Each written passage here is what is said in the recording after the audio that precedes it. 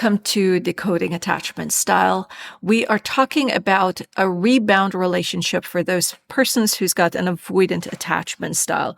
What happens and why it happens and how you can heal. So some of the things that we're going to be covering is why the avoidant attached person rushes into rebounds, the negative consequences of a rebound relationship, whether avoidant attached persons will come back to their ex, and what their often anxious attached partners should do. We're also going to be talking about healthier alternatives for avoidant attached persons and how secure attached individuals will handle relationship breakups and rebounds, which, what we find is that by mirroring the behavior of a secure attached person, we can very well trick ourselves into becoming securely attached. Now, we know that breakups are difficult, and it's difficult for absolutely everyone, including those with an avoidant attachment style, even though they're probably going to act as though they don't care and they're moving on and they're just absolutely fine with you not being in their lives. They are heartbroken as well, and it's devastating for them when a relationship ends. Now, the difference between an anxious, a secure, and an avoidant attached person is that the avoidant attached often will cope with a breakup in a very different way. So many times we find that they jump into another relationship soon after a breakup. This is usually it's massive Band-Aid, which is meant to help them avoid the actual pain of a breakup, the actual pain of processing the loss of someone. So we want to talk about what really happens during these rebounds. So let's get into that. If you haven't done it as yet, I am going to ask you to hit the subscribe button so that whenever new episodes come out, you're going to be the first to have them. Okay, so let's get to it. We're going to talk about why do avoidant attached move on so quickly.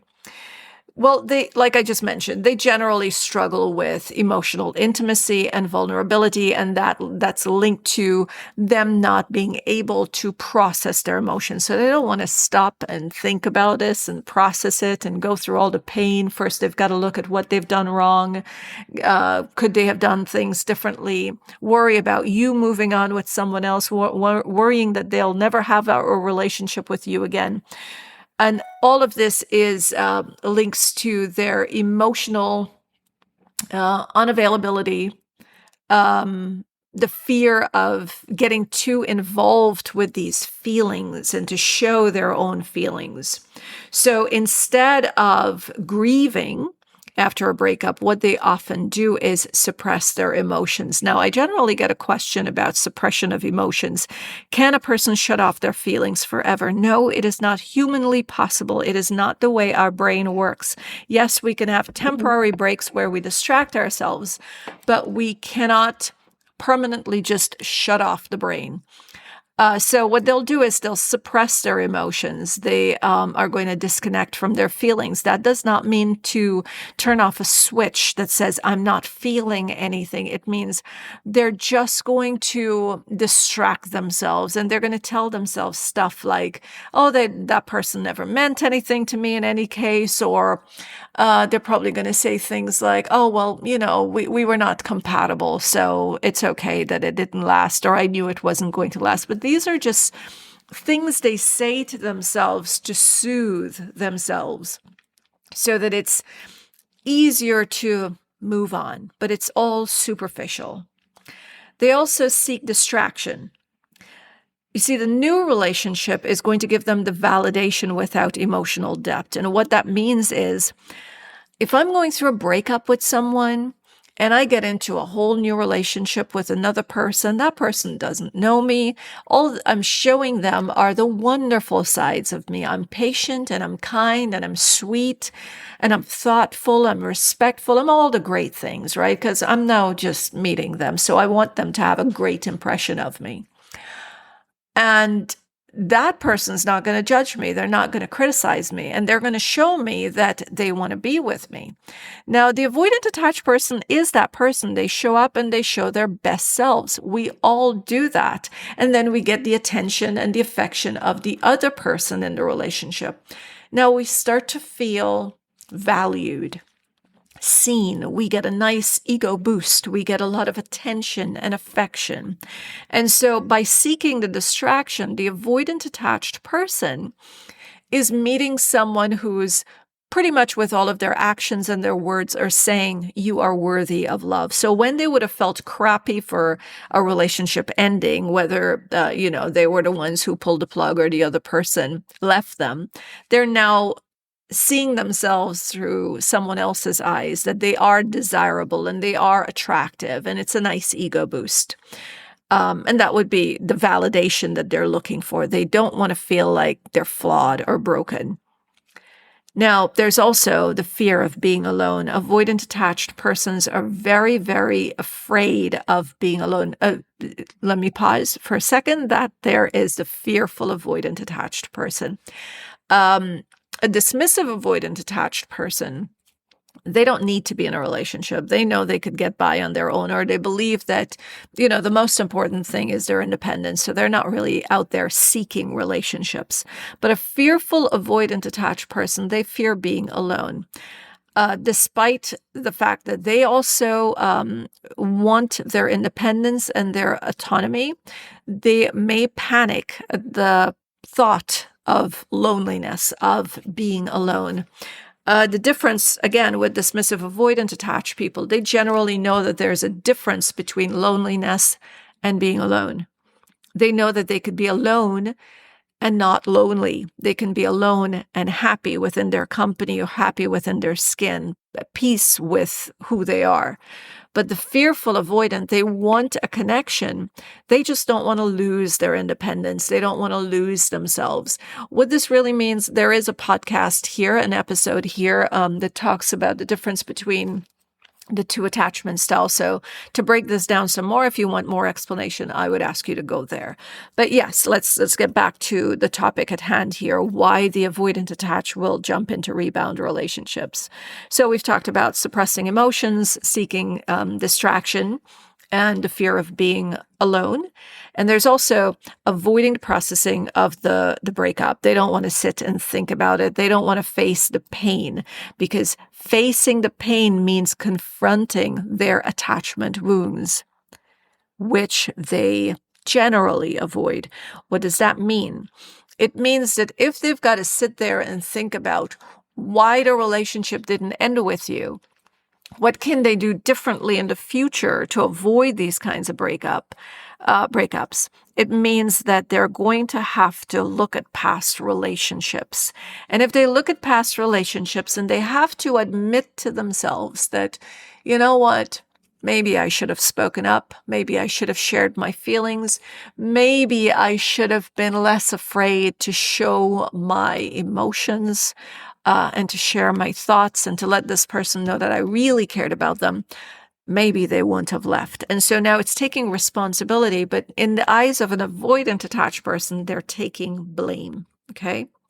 Now that we understand some of the reasons that they may hop into another relationship soon after they go through a breakup, let's talk about the negative effects of rebound relationships for avoidant attached. And this is where I'm going to ask my avoidant attached friends to pay more attention to this, because really, it breaks my heart to see avoidant attached persons get into relationships one after the other, overlooking red flags, not showing up in your authentic self. I mean, actually speaking up for yourself and not being afraid that if you don't people please, then the person you're with would leave you. And then eventually the relationship ends. It's heartbreaking to see you go through it. And I know it's not necessary. So let's talk about the negative effects of a rebound. So hopefully, if you're going through a relationship, a breakup of a relationship, or, in the future, should you go through one, God forbid, you're going to be able to pause and reflect before jumping into a new relationship. So let's talk about some of the not so nice effects of it. We know that a rebound relationship is going to give you some temporary relief, but it is just temporary. You are going to keep having unresolved emotional issues. You're going to drag those the bags with you from relationship to relationship. And in every piece of luggage, you have more relationship issues that's not being resolved. It's kind of like having dirty clothes and you just keep packing more dirty stuff in it and you're going from one vacation to the next. Eventually it all stinks and it falls apart and you don't want to do that. You carry forward whatever unmet needs and unresolved pains that you've had in the past. You bring it into the new relationship. And now that relationship becomes pressure and burdened because it cannot take the weight of everything that you're bringing into it. So it's important not only for you, the avoidant attached, but also for the anxious attached to stay put and look at these triggers, look at the mess that's a part of your life, that's in your past, and work through them, because it really, really doesn't have a place in your present. It's not relevant to now. You're safe. You're an adult now. You're a grown up now. You could take care of yourself. So you don't have to worry as the child used to worry about protecting yourself. You're good right now. And, is it, I'm running off here just a little bit, but is it necessary to have concerns and fears from our past to guide us into our present and future? Yes. But we've got to look at what's necessary and how are we using our past experiences. If it's going to hold us back, then no, it's not a good thing. If it's going to propel us forward, great. We use that. There are a lot of people, avoidant attached, who will, use their past painful experiences to fuel their growth, to fuel their success. That's great. But if it's holding you back in your professional or personal lives, then it's time that we unpack the baggage. We get rid of what's no longer needed, what's just weighing us down. There's also the side effect of a rebound relationship is that it's a very superficial connection in the beginning. Right? It's very, very surface level. We're unable to give to this new person our full attention, our full self, because we're still thinking about the last person. We're still going through the breakup. We may hang out with that person and have a great time with them, but then we're alone. And where does our mind go? Sometimes our mind even goes to the other person when we're sitting with the new person. So we're unable to have a very deep and meaningful connection. There's also self-sabotaging, right? Repeating the same patterns over and over and over. A rebound is a safe relationship because you're already still in a relationship with the person from your past, even though it's a breakup, even though you've agreed that you're going your separate ways. Yes, that is a logical decision and you physically moved away from the person. But your thoughts are still with them. So emotionally, you're still very much connected. Just saying the words "we're no longer together" doesn't mean that suddenly we stop feeling that way. So you're really getting into the same pattern. If you just broke up with someone, you got into another relationship with that person, you've been unable to work through your past issues, then you're just doing the same thing all over again. There's also delayed healing. Of course, there's no time to process what has happened, and you get into the same kind of relationship all over again, the same mistakes you made in the past. If you're unable to process it during a breakup, let's say you break up, jump straight into another relationship, you have no time to think. If you break up and you take 3 to 6 months, sit, pen and paper, and you write down a few things that you noticed about the past relationship that you no should not have happened, that you should have dealt with differently. And now you're prepared that, okay, in a new relationship, I'm going to approach this differently. If you don't have that time to process, then you are going to repeat the same patterns, same mistakes in the new relationship. And what happens then? What happens is that if you keep doing the same thing over and over, you will keep having the same results over and over. Okay. Now, a big question out here is, do avoidant attached persons return to their ex after a rebound? Now, after I list some of the reasons they may or may not reach out. If you're hearing this pinging, it's coming from my computer, and I do apologize. I haven't figured out as yet how to just mute that bit. Let me give it a try. I'll just turn down the sound. Okay, there we go. Hopefully it doesn't happen again. All right, rebound relationships. And does an ex come back? Now I'm going to share a personal story, but let's just go through some of the things that does or does not happen. Because I've been a person who had rebound relationships, and I've been the rebound. And I will share what happened in a rebound relationship with me, and how it actually did work out for us instead of against us. But there was a process which I'll explain to you. If the rebound relationship fails, the avoidant attach more than likely will circle back to their ex. And that's when they start to feel safe again. And when the ex is no longer demanding emotional closeness. Now, the person, let's say avoidant attach, breaks up with someone. The reason that the breakup happens is either the avoidant attached feels like no matter what they do, it's never good enough, so they exit the relationship, or the anxious attached feels like they're not getting their emotional needs fulfilled, and they say, you know what, I can't do this anymore.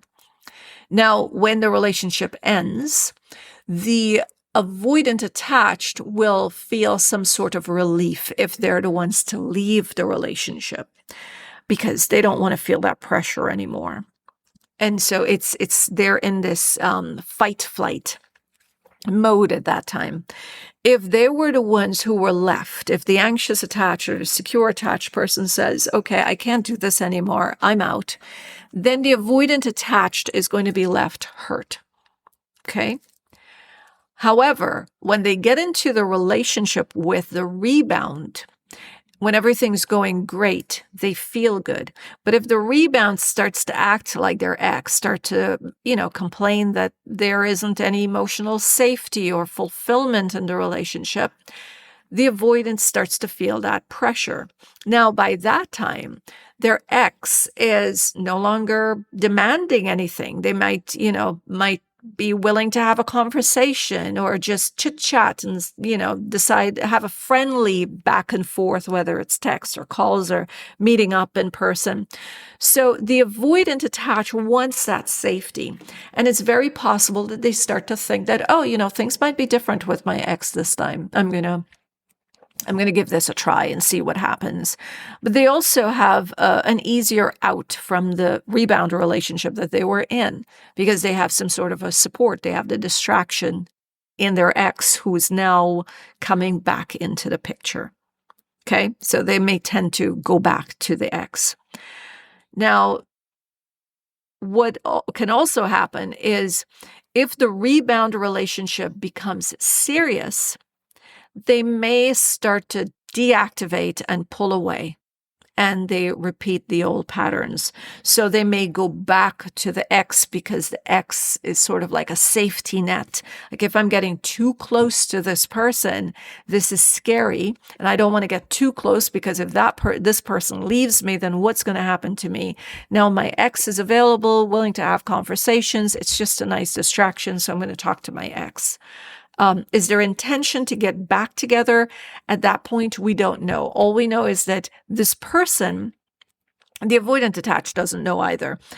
All we know is that this person, the ex, is a distraction from their new relationship, from them getting deeper into the new relationship. Now, if they do return, it's very often out of the fact that they're familiar with the other person rather than wanting a genuine connection, unless they have done a lot of work on themselves. Now, for my personal story, I went through this a few years ago, and it's not something that I talk about because my partner has, shared embarrassment and shame of this behavior. So I'm not going to talk about what he's gone through and what he's felt. I'll share more of how I process this. Now, when he and I met, we should not have had a relationship. And the thing is, we were both aware enough to know that we should not have gotten into anything serious. I was just out of a relationship and he was just out of a relationship, and it was difficult for both of us. But we found comfort. I found comfort in the connection I had with him. Because of what I do and all that I know, I was using some of the time to process my emotions and knowing that I wasn't there to fix him and what he was going through. We were both open to where it lead. It will just go. We'll figure it out then. And eventually we got very close, and I was still very anxious attached. So it got to a point where there was strain on the relationship. An ex rolled around and there was unfinished business.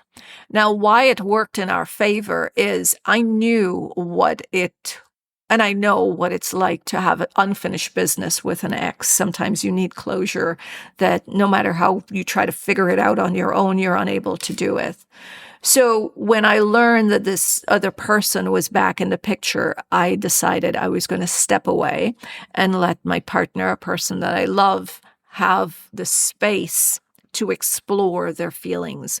Why I did that is because you have to know that if someone feels like they have unfinished business with someone else and you're trying to hold on to them, then they may stay with you because they feel sorry for you. And that's never a reason, or, they feel obligated or pressured, whatever it is. And it's never a great feeling to know that someone would rather leave, but they're doing it out of any other reason than just wanting to be with you. So even though all of this was going on, my thought was, no, you go on, figure this out, see where it leads. And that's that. If we're supposed to get back together, it'll happen. If not, I'm sure whatever is meant for us will find us. It's got to be better somehow. And, that happened for months. It went on for a long period of time where, my partner was doing what he needed to do and I was getting about my life. This isn't to say that it was easy. It was very, very painful. And what made it easier was to know that it had nothing to do with me. It wasn't that, I wasn't a good girlfriend or I didn't show up as I should or I wasn't patient. It had nothing to do with me. This was their journey. I was a part of the journey, but this part of it was their journey. And now I had to continue on my own and figure myself out. And in that time, what I had to do was sit with myself and process my emotions. I did not get back into dating. I did not try to date anyone. When my partner reached out, I knew it wasn't our time. So it was, I knew that should we get back together, neither one of us could be the same person. We had to be totally different people in order for it to work, because whatever had happened in the past was sure as hell not going to help in the future. Whatever happened in the past was the reason it ended. We had to resolve issues from the past in order to be together again in the future. We did get back together. We took our time getting to know each other. We were still not at that place. eventually there was another break in the relationship.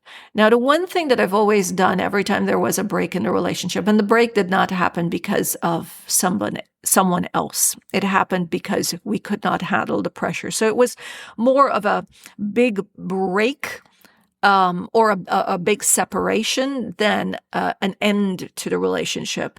And I think with us, what we've always known is that when there's a pause in our relationship, it's not necessarily that the relationship ends. It is often we need to learn something so that we could come back together stronger. Now, by the second break, I'm way more securely attached. I already know that if you walk out, you break up, you pull away, whatever is going on, it's not a me thing. It's that you're dealing with your past wounds, your triggers, and the inability to perhaps communicate it, or communicate it in the way you want to. Whatever is going on, it is the other person. But what helps in the relationship, bringing the relationship back together, is knowing that you're only responsible for how you feel and how you heal. And we have to be able to get into ourselves and find the things that we have been doing that shows that we've been neglecting ourselves, that we're not valuing ourselves. And then be incredibly patient with the other person, not patient as in sit around and wait for them, but patient in understanding that they're going through their process, and you let them be. You don't add the pressure to them, because you know that they need time, and they know how much time they need, and they know what they need to do. And it is not my ego's job to get in the way and tell them what they need to do. And it's the one thing that he's shared with me, which I'm going to share with you guys, that brought us back together. He was grateful for the patience, not the pressure, the patience, because I just kind of let him do his thing. And when we were getting back together, or when he wanted us to get back together, it was up to me to know if I was ready, or if we were fully ready to be with each other again. Because there are times when there are going to be triggers, and you need to know, what's a trigger that should be affecting the relationship now, and what's just not necessary. I'm going to assume that some of you are going to want to know, how did I deal with the whole ex coming back situation? It's still none of my business. It was a part of our journey together, but that particular part of it, the ex coming back, them working out whatever they needed to work out, has nothing to do with me. Did it bother me? Did it hurt? The part of it that bothered me was, I missed him. I missed my person. I missed the routine. I missed the, not knowing if or when we would do our travels and stuff like that together. But it was never anything else. Did I ever bring it up when we got back together? No. Again, none of my business. It's not something that's a part of our lives. Our life encompasses the two of us, our family and friends, and how I feel in the relationship now. Now, that's what matters. How I felt when we got back together, how I continue to feel, that's my compass on how the relationship is for me. Does it work for me? Now, mind you, if I had to go through this 10 years ago, 5 years ago, I wouldn't have been able to handle it this way. I would have been devastated. I would have been so heartbroken, wondering what's wrong with me? Why couldn't he choose me? And all of that. And again, it's not to say that I wasn't hurt. I was hurt. And I had moments of anger. Everything that you feel when you're going through distress, when you're going through losing someone. But it's really, really important for your healing to know that if someone chooses to go to someone else or be with someone else, it has nothing to do with your worth or your value. We all deal with stuff differently, and we don't generally set out to hurt another person. We don't generally set out to to destroy another person. And usually these breakups, they hurt more when the person's been good, when the person has been kind, right? So let's get into some of the things that the anxious attached person can do when you're going through a relationship, which is very much linked to what I've shared in my personal journey with you. You don't want to chase. Avoidant attached people, they need space to process. And rushing after them, chasing after them, it just makes them run even faster and harder and further away. It is harder to reach them the more you chase, because these are very fast runners. They've been doing this all of their lives. So the best thing you could do is don't chase. And like I just mentioned, I'll say it again. Do not compare yourself to anyone else. If you're the person that's been left behind and they're now going into a rebound relationship, do not compare yourself with that person. While you may have similar attachment styles, because generally, we keep getting attracted to the same person over and over and over again, but just in a different body, chances are they have attachment styles like yours. And what happens if their attachment style is unhealed? They're going to have the same issues in that relationship. And that person, even though attachment styles may be very much the same, it's a different person. It is a different person. It doesn't make that person less than you or better than you. It is just a different individual. That's all there is. Is that person wonderful and sweet and kind? More than likely, but it doesn't take away the fact that you're also an awesome person. So don't compare yourself with that person. This is a time to focus on your own greatness. This is a time to remember that you are an incredible person. You are an amazing person, and you're going to use this experience to upgrade yourself, and you become a better version than you are right now, so that in the next relationship, that person and that relationship benefits from the breakdown of the last relationship. So you want to focus on your healing. This is a time to work on self-soothing and your triggers. Learn how to sit with your feelings. I know it's really, really difficult. If you're just sitting around waiting for them to text, waiting for them to call, it's going to feel like a much longer process, longer time. So find things that excite you, find things that brings joy to your life. You'll find that your body starts seeking that out some more.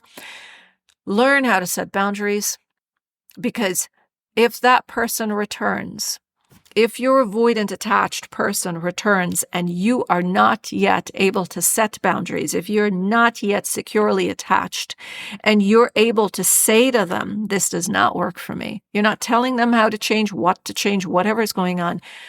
All you're saying is, this does not work for me. It tells them that if they continue to do that thing, you are not going to tolerate it. Meaning you're not going to shout and stomp and throw a tantrum.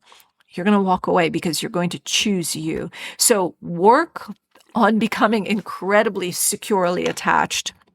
It is how your relationship it's going to work, and it is going to create a positive reaction from the avoidant attached, because they will know that even if they can't see your specialness just yet, they know that you're seeing it, and they're going to question themselves. What is it I'm not seeing here? This person's not chasing me. This person's not rushing after me. So I'm not the prize. They know they're the prize. I can't lose that person. I've got to make sure I figure out what it is about them. But whatever it is, I'm not leaving, because they seem to be absolutely fine with me not being there. So become securely attached if you want to have some great relationships. And try not to wait around for them.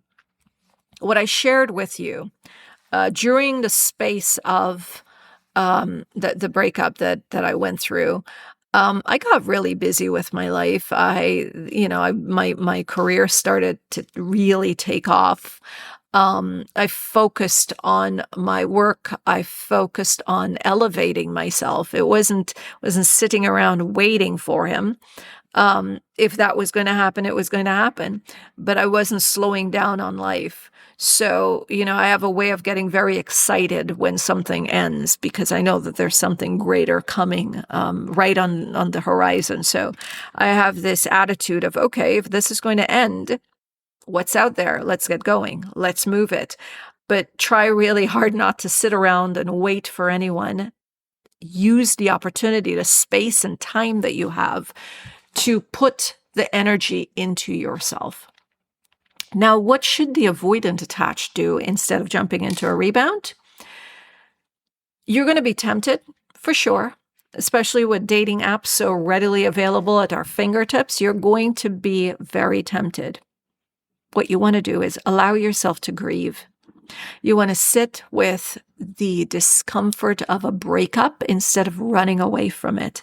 Yes, it is painful. Yes, it is scary. Yes, it is hard. You wake up in the morning and there's this heaviness in your stomach, and it's hard to breathe sometimes, and you cry and you scream and you get angry. I get it. Sit with it. The longer you pay attention to it, the shorter the time is going to be. If you postpone it, it's going to drag itself out. Stay single for a while. Now, this is something that I highly, highly recommend. You are not in a position to give another human being the love and affection and attention that they deserve. And you're not doing it for yourself either. So stay single. Give yourself some time. I would highly recommend 3 to 6 months. Best give it 6 months. And until you know that you are over the last person, that you've made your peace with it, that you're done with that chapter of your life, then you start looking, taking your time, meeting other people. If not, you will end up in the same situation over and over and over and over. And I've seen people in their 70s still going through it. You don't want to be one of those. Therapy and self-work. You want to explore some of your past, some of your feelings. Yes, it is scary. It's opening a can of worms. You're going to have to deal with feelings like regret, remorse, shame, abandonment wounds, wondering, why did they leave me? Why did my parents treat me that way? Why did my siblings say that nasty thing? Why was I fired? Why was I let go of? Why was I not chosen? Those are painful, painful things to face, especially if you have to take responsibility for some of it, some of the pain that, someone might have gone through, and you're now blaming yourself for it, feeling shame and embarrassment. It's tough work. But when you could face it, you're also showing yourself that you are resilient and you're okay. You're not going to die. You'll be okay. And you let go of it. You'll let go of the hold that it has on your life. So I would strongly suggest finding a therapist, a coach, and doing some work on yourselves. Not necessarily attachment theory coach and therapist, although that's great. But I know it's very difficult to find someone to work with or someone that you can connect with that can work with you to help you achieve the goals that you have. It's not an easy thing to do. So, but it's important that you start somewhere. Journal, talk to friends, talk to people that you trust. Journaling is incredibly important, especially if you're writing stuff down. You could talk to yourself, just talking and getting it out, getting that energy out of you helps. It helps to relax you. These are some of the things that you want to start with. So allow yourself to grieve, stay single for a while, get some therapy, coaching, self-work done, journal, and discuss your feelings with someone. Now, let's talk about how a secure, attached person will handle a breakup and rebounds. They will process their emotions. So these are the people who won't jump into another relationship. These are the people who are going to take some time off. Sometimes you find that they take 6 months, a year, 5 years from dating because they know exactly what they're looking for in a partnership, in a relationship. So they don't get into rebounds. They know that, they're not just over the other person in a week or two. They're going to take their time. They set boundaries with an avoidant or an anxious ex. So they don't engage in the push and pull. They're not the ones to quickly jump and respond to that hey text or the hi text. They know that if you've broken up with them or they have broken up with you, you should not really be in contact right now. It's not a time for a friendship. They know that their emotions are very high and they can't transition from what they've had with you right into a friendship. They know that they need some space and time, and you do as well. They're going to reflect a lot before dating. They also see rebounds for what it is. If they're dating an avoidant attached person and that person is a rebound, they don't take it personally when that person needs to walk away or if it's an unfulfilling relationship.